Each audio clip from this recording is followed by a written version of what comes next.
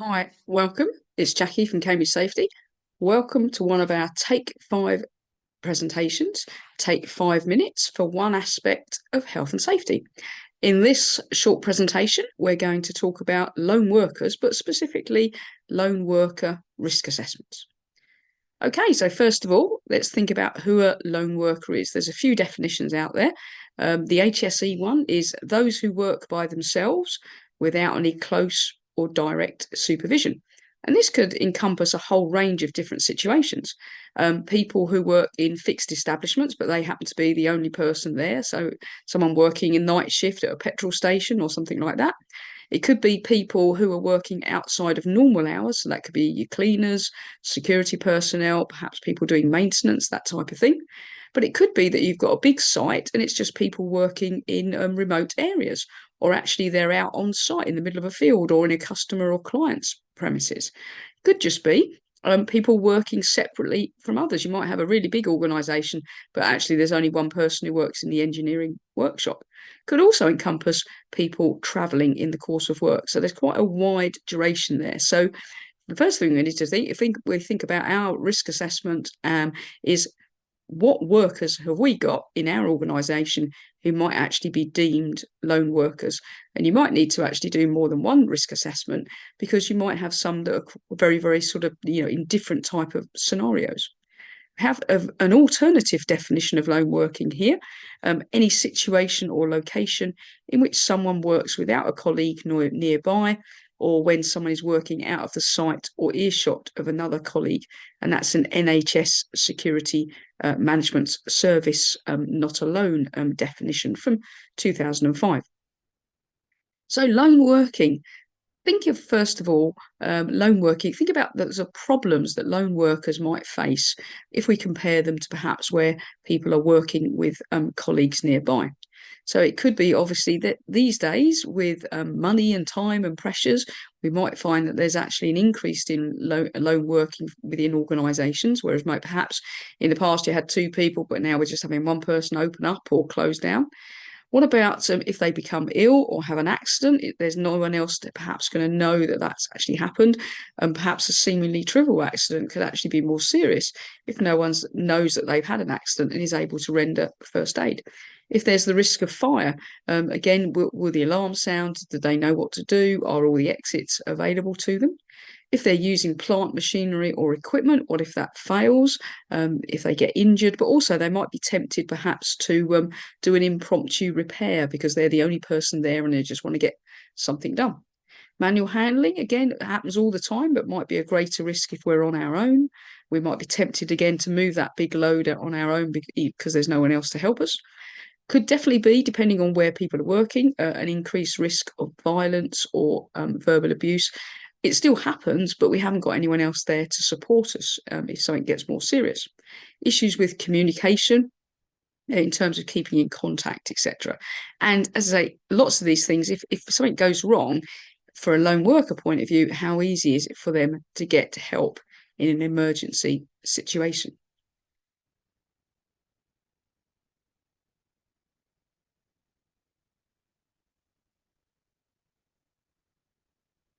In terms of legal requirements for loan working, we don't really have much law that actually mentions loan working, but we can go back to the fundamentals of the Health and Safety at Work Act. It's my responsibility as your employer to ensure your health, safety, and welfare so far as is reasonably practicable. So the higher the risk, the higher the duty. And we know perhaps loan workers are going to be at greater risk.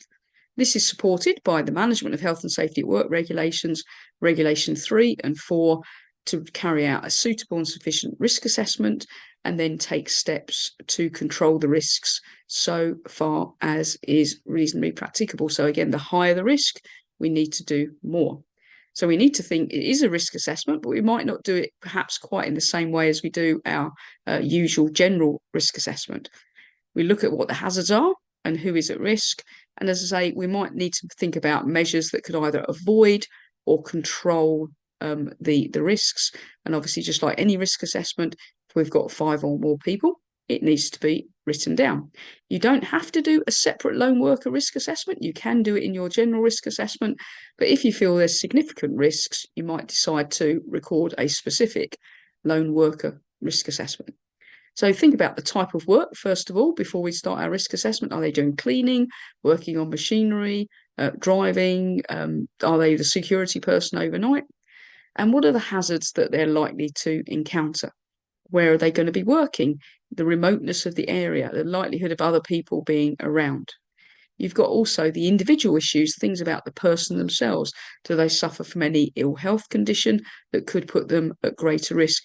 Equally, their level of experience could be an issue here. You wouldn't want to have an inexperienced person doing lone working initially, because if a problem arises, they may not know what to do. A hazard, anything with the potential to cause harm. But where we've got lone working, the hazard may be the hazard, but it may create a higher risk because there isn't anyone else around to assist us. It could be transport issues. What if we have problems with our car and we break down? Are we at greater risk of verbal abuse and violence because perhaps people perceive us as an easy target because we are on our own? What about the issues of communication, calling in? How can we seek assistance? But not just in the case of emergency. Sometimes if we're lone working, we don't quite know what to do, but we carry on anyway, rather than being able to seek guidance from colleagues or supervisors, etc. Equally, though, it is important we need to have a plan B. What are our emergency procedures and protocols? What about evacuating the building if they happen to be in a building?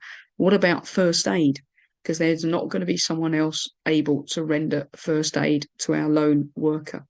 And even though they are lone working, that doesn't mean to say that we don't need to supervise them and monitor them.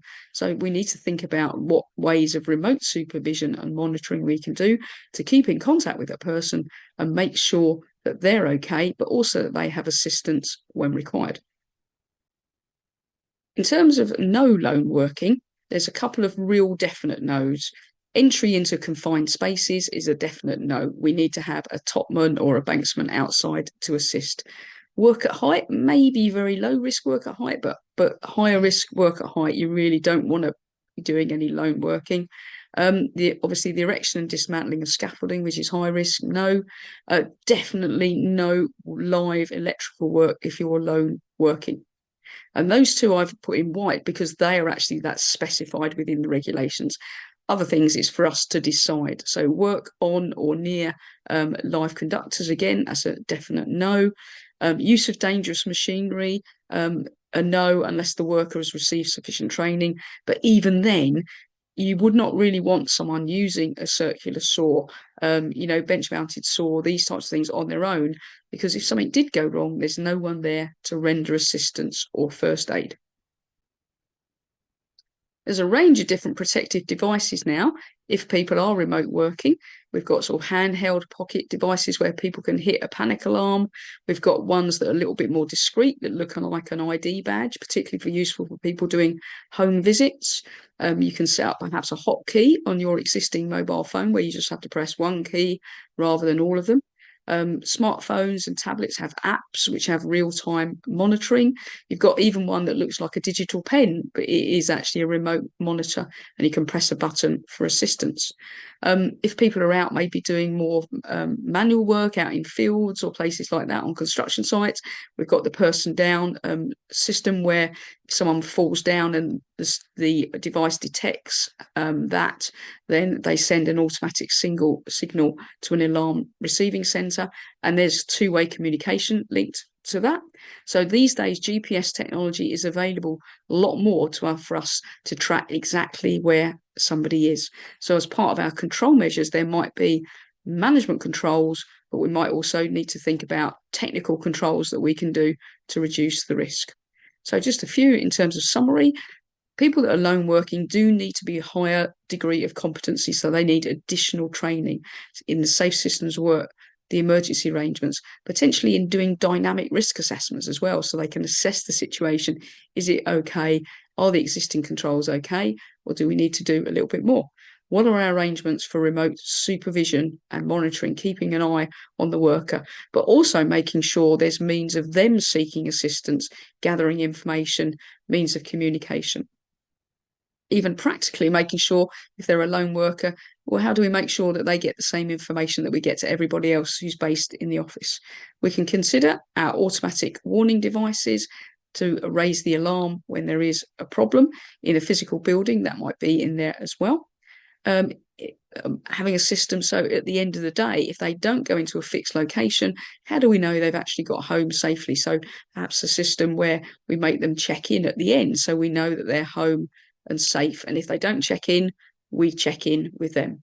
Thinking about first aid, emergency procedures, and again, training on that. Equally, if something goes wrong, incidents or accidents, these types of things, they need to be reported. And if it involves a lone worker, you need to be doing a more thorough investigation because the risk is always going to be greater. So we need to monitor the trends. And equally, if the lone worker is working in a similar place again and again, or another lone worker is going there, let's make sure that we share any information if there are any particular dangers so that other people are aware of them so we can protect them as well. So thank you very much. This is Jackie from Cambridge Safety. A quick potted tour there about lone working and a few of the factors that you might take into account in a lone worker risk assessment. Thanks very much.